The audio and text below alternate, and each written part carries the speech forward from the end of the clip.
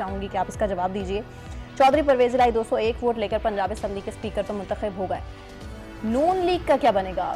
کس طرح سے پرویز الہی ان کے ووٹ لینے میں کامیاب ہو گئے اور فارورڈ بلاک کی جو باتیں کی جا رہی ہیں ہو سکتا ہے کہیں نہ کہیں بن جائے؟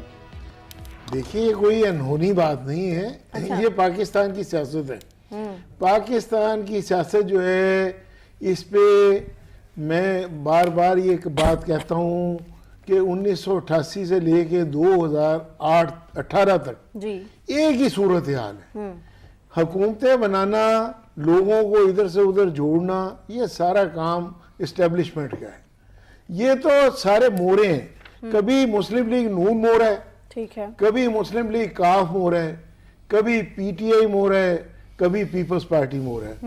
کبھی پیپلز پارٹی ٹوٹتی ہے اور اس کا فارورڈ بلاک بنتا ہے یا پیٹریاٹ کے نام سے اس کا گروپ بنا دیا جاتا ہے. کبھی مسلم لیگ نون ٹوٹتی ہے, کاف لیگ بن جاتی ہے.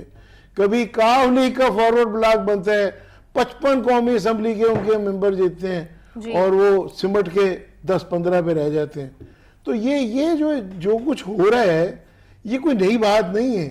یہ ایک ہی کہانی ہے پاکستان کی سیاسی تاریخ کی جو بار بار دہرائی جاتی ہے, اور یہ اس وقت تک دہرائی جاتی رہے گی جب تک انٹیلیجنس کا جو ISI کا سیاسی ونگ ہے وہ ختم نہیں کر دیا جاتا.